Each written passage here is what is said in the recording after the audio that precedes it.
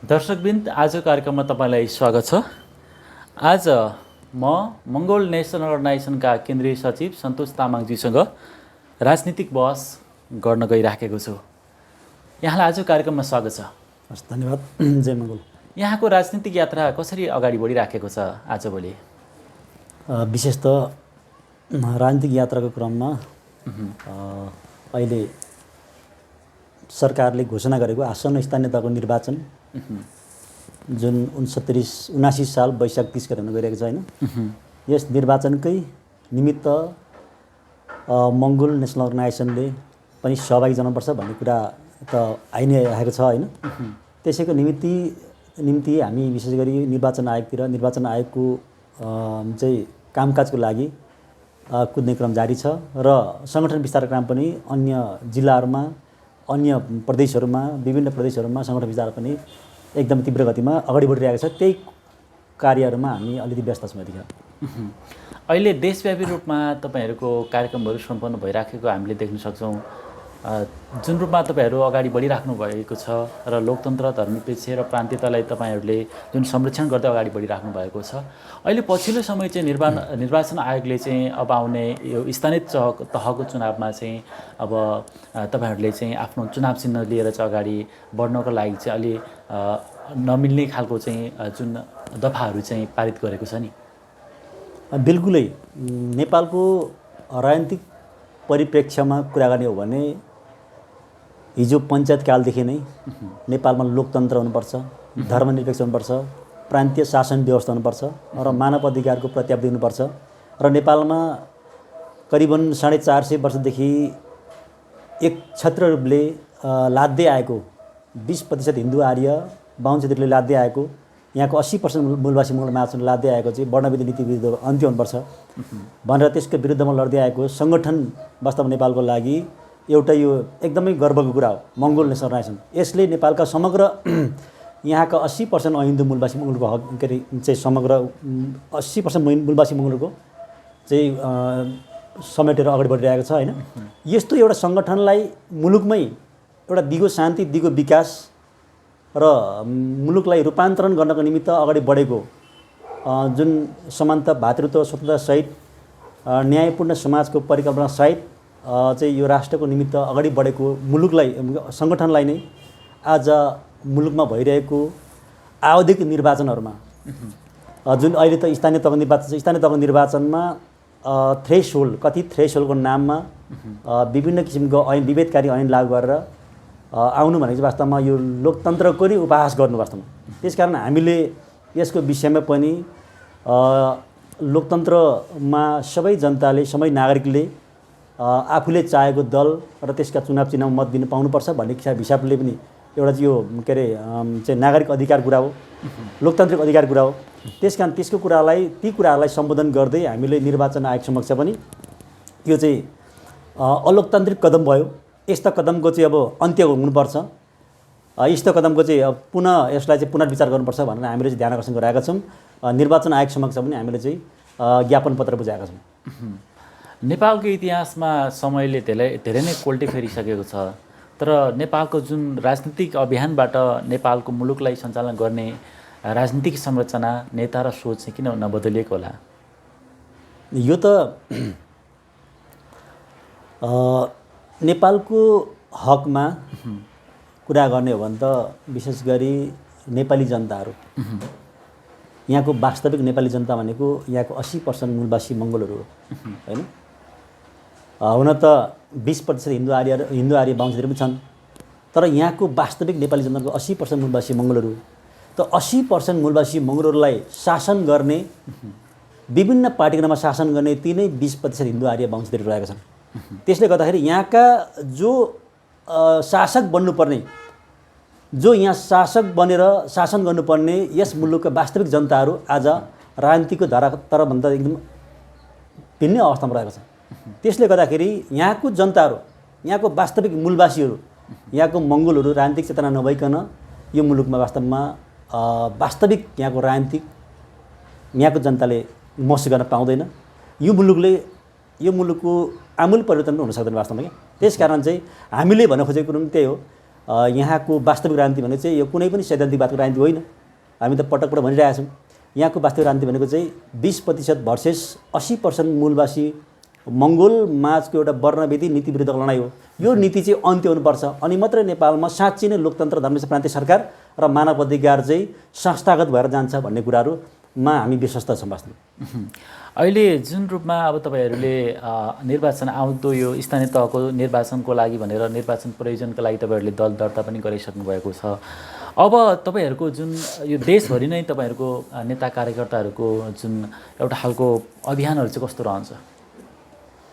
विशेष त मङ्गोल national organisation हिजो पञ्चायत कालदेखि नै जुन बेला मङ्गोल नेसनल अर्गनाइजेसन दर्ता भएर आयो, दर्ता भइसकेपछि नेपालको राजनीतिक इतिहासमा 18 वर्षमा दर्ता नपाएको सङ्गठन हो।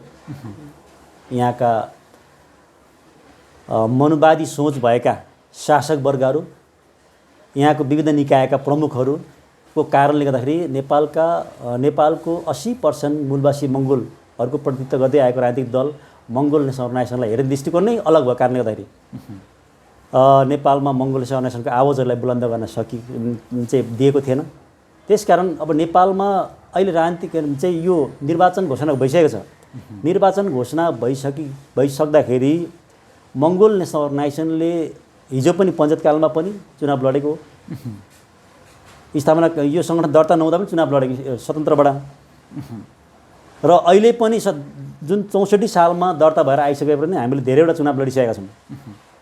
त्यसले गर्दाखेरि चुनाव हरेक आवधिक चुनावहरूमा हामी सहभागी भएर गइरहेका छौँ र चुनावमा सहभागी हुनैपर्छ। हामी वैचारिक क्रान्ति विचारको माध्यमलाई चाहिँ चुनावमा लगेर हामी चाहिँ एउटा विसर्जन गर्ने बाटो पनि वास्तवमा चुनाव नै वास्तवमा त्यो वैचारिक क्रान्ति गर्ने एउटा माध्यम चुनाव नै हो। चुनावमा सहभागी भएर चुनावबाट हाम्रो अधिकतम मत प्राप्त गरेर चाहिँ भोलि संसदमा पुगेर चाहिँ हाम्रो विचारलाई चाहिँ त्यहाँ संस्थागत गर्नको निम्ति हामीले चुनावमा सहभागी हुने कुरा हो। र अहिले चुनावमा सहभागी हुनको निमित्त मङ्गोल नेसनल अर्गनाइजेसनले देशभरि नै करिबन देशको 77 जिल्लामै हामीले सङ्गठन विस्तारको अभियानलाई तीव्र बनाएका छौँ र धेरैवटा स्थानीय तहको निर्वाचनमा धेरैवटा स्थानीय तहहरूमा मङ्गोल नेसनल अर्गनाइजेसनले हामीले अत्याधिक बहुमतका साथ विजय हासिल गर्छौँ। यो कुरा त मैले यस अगाडि पनि एउटा कार्यक्रममा भनेको छु होइन। तर अहिले आएर जुन यो निर्वाचन आयोगले चाहिँ निर्वाचनको घोषणा गरिरहँदाखेरि होइन, निर्वाचन आयोगले दल दर्ताको आह्वान गरिरहँदाखेरि हामीले दल दर्ता पनि गऱ्यौँ। हिजो निर्वाचन प्रयोजनलाई दल दर्ता पनि गऱ्यौँ। तर दल दर्ता गरिरहँदाखेरि अझै पनि चुनाव चिन्ह यहाँ विभेदकारी ऐन लगाएर चुनाव चिन्ह नदिने भन्ने कुराहरू छ। यसको विषयमा हामी चाहिँ हाम्रो गम्भीर ध्यान आकर्षण भएको छ र चाहिँ चुनाव चिन्ह दिनैपर्छ वास्तवमा यहाँ चाहिँ होइन। यो चाहिँ लोकतान्त्रिक कदम नै होइन वास्तवमा। यहाँको बहुसङ्ख्यक नेपाली जनताको प्रतिनिधित्व गर्ने राजनीतिक दललाई आफ्नो चुनाव चिन्ह नदिएर होइन अगाडि बढ्नु भनेको चाहिँ त्यो चाहिँ वास्तवमा लोकतन्त्रको उपहास हो नि वास्तवमा। त्यसले गर्दाखेरि हाम्रो चाहिँ एउटा अधिकतम वास्तवमा चाहिँ एउटा यो चाहिँ कडा आवाज पनि हो, बुलन्द आवाज पनि हो। हामीले यसको विषयमा यो चुनावमा हाम्रो चुनाव चिन्ह पाउनुपर्छ। मङ्गोल नेसनल अर्गनाइजेसन यस अगाडि पनि स्थानीय तहको निर्वाचनमा उपनिर्वाचनमा पनि आफ्नो चुनाव चिन्ह लिएर अगाडि बढेको हो र हामीले विभिन्न निकायहरूमा पुगिसकेका छौँ। मानव अधिकारवादी संस्थानमा पुगिसकेका छौँ होइन, ह्युमन राइट्समा पुगिसकेका छौँ।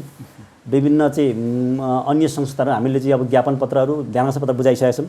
त्यसले गर्दाखेरि हामीलाई एउटा विश्वास त छ पक्कै पनि मङ्गोल नेसनल अर्गनाइजेसनलाई र यहाँ चाहिँ जुन ऐन विभेदकारी ऐन लगाएर जुन खोजिरहेको छ यो ऐनबाट अलिक पछि हट्छ कि भन्ने हामी सरकार निर्वाचन आयोग पछि हट्छ कि भन्ने हामीमा एउटा विश्वास छ र त्यस अन्तर्गत हामीले चाहिँ चुनाव चिन्ह आफ्नै चुनाव चिन्हमा यो स्थानीय तहको निर्वाचनमा सहभागी हुन्छौँ। अहिले देशभरि नै स्थानीय तहको निर्वाचनको लागि कार्यकर्ता साथीहरू नेता साथीहरू लागिरहनु भएको छ।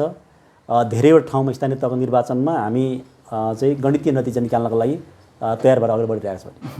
अहिलेको समयलाई हेर्दाखेरि त अब लोकतान्त्रिक व्यवस्थामै बसेर लोकतन्त्रको बर्खिलाप गरे जस्तो कि एउटा रुखको टुप्पामा बसेर फेदमा काट्न लागे जस्तो एउटा कालिदासको चरित्रलाई चाहिँ बिम्बित गरेको जस्तो देखिन्छ नि अहिलेका जुन शासकहरूको।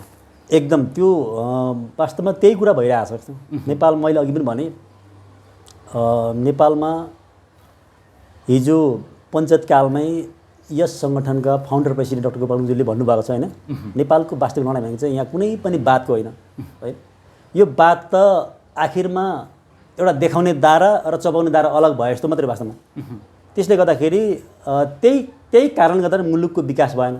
यहाँ त विभिन्न वाद, विभिन्न चाहिँ नाराको नाममा, विभिन्न सिद्धान्तको नाममा यहाँ त धेरै पार्टीले यो देशमा शासन नगरेको होइन, तर आखिरमा यहाँको जनताले, यहाँको नेपाली जनताले, यहाँको बहुसङ्ख्यक अहिन्दू मूलवासी मगरहरूले आखिर कुनै पनि चाहिँ के अरे चाहिँ राहतको महसुस गर्न सकेन, कुनै पनि विकासको, शान्तिको अनुभूति गर्न पाएका छैनन्। त्यसले गर्दाखेरि यो मुलुकमा यस्तो खालको कदम आउनु भनेको वास्तवमा मैले अघि भने लोकतन्त्रको उपहास हुनु, वास्तवमा यो लोकतन्त्र खिलिउडाउनु हो।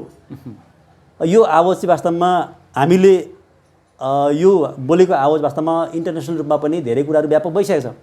त्यसले गर्दाखेरि अब यो चाहिँ वास्तवमा अहिले जुन किसिमको कदम उठाएको छ यिनीहरूले, यी शासक वर्गहरूले, यी निर्वाचन आयोगले, तर यो धेरै टिक्दैन वास्तवमा क्या। त्यसले गर्दाखेरि अब यो कुरामा कहीँ न कहीँ झुक्नै पर्छ। यसमा हामी वास्तवमा विश्वास छौँ मङ्गोल नेसनल अर्गनाइजेसन चाहिँ यहाँ नेपालमा दिगो विकास, शान्ति, अमन चयन र समानता, भातृत्व, स्वतन्त्रतासहित न्यायपूर्ण समाज निर्माण गर्नको निमित्त वास्तवमा बनेको सङ्गठन हो। हामीले हरेक आरोहको बिचमा पनि हामीले चाहिँ हाम्रो सङ्गठनलाई मजबुत पारेर लगिरहेका छौँ। त्यसले गर्दाखेरि मङ्गोल नेसनल अर्गनाइजेसनको विषयमा अहिले राष्ट्र अन्तर्राष्ट्रिय समुदाय पनि गम्भीर रूपले अध्ययन गरिरहेको अवस्थामा वास्तवमै घर देश र परदेशमा बसेर हेरिराख्नुभएका आम दर्शक शुभचिन्तकलाई यहाँको जुन आह्वान कस्तो छ? म के भन्न चाहन्छु भने जो विशेष गरी अब देश विदेशमा रहनुभएका सम्पूर्ण मङ्गोल हिन्दू मूलवासी मङ्गोल दाजुभाइ तथा दिदीबहिनीहरूमा यतिखेर मुलुक निर्वाचनमय भइरहेको छ। निर्वाचन एउटा लोकतन्त्रको एउटा आधार पनि हो। मङ्गोल नेसनल अर्गनाइजेसनले निर्वाचनकै माध्यमबाट आफ्नो वैचारिक क्रान्ति अगाडि बढिरहेका कुराहरू सबैलाई सर्वविदितै छ। त्यसकारण यो स्थानीय तहको निर्वाचन, आसन स्थानीय तहको निर्वाचनमा देश विदेशमा रहनुभएका सम्पूर्ण दाजुभाइ दिदीबहिनीहरूले मङ्गोल नेसनल अर्गनाइजेसनको वैचारिक एटम बम जुन छ, यो वैचारिक एटम बमलाई आत्मसात गरेर भोलिको दिनमा नेपालका तमाम 80% हिन्दू मूलवासी मङ्गोल मात्रै नभएर यहाँ सम्पूर्ण नेपाली जनताको हितको लागि आखिर एक्लो सङ्गठन, आखिर एउटै सङ्गठन मात्रै हो मङ्गोल नेसनल अर्गनाइजेसन। त्यसकारण यही मङ्गोल नेसनल अर्गनाइजेसनलाई नेपाललाई बनाउने सङ्गठन यही मात्रै हो भनेर आत्मसात गरेर चाहिँ मङ्गोल नेसनल अर्गनाइजेसनको देशभरि खडा हुने, देशभरि तयार हुने मङ्गोल नेसनल अर्गनाइजेसनको स्थानीय तहको उम्मेदवारलाई आफ्नो अमूल्य मत दिएर अत्याधिक बहुमत जिताउनको लागि म हार्दिक आह्वान गर्दछु र मङ्गोल नेसनल अर्गनाइजेसनलाई आफ्नो घर सम्झेर अब ढिलो नगरिकन, विलम्ब नगरिकन आफ्नो घर सम्झेर यो सङ्गठन आबद्ध भएर अगाडि बढ्नको लागि सम्पूर्ण दाजुभाइ तथा दिदीबहिनीहरूलाई हार्दिक आह्वान गर्न चाहन्छु। हस्, यहाँको महत्त्वपूर्ण समय र सन्दर्भको लागि धेरै धेरै धन्यवाद। हस्, धन्यवाद।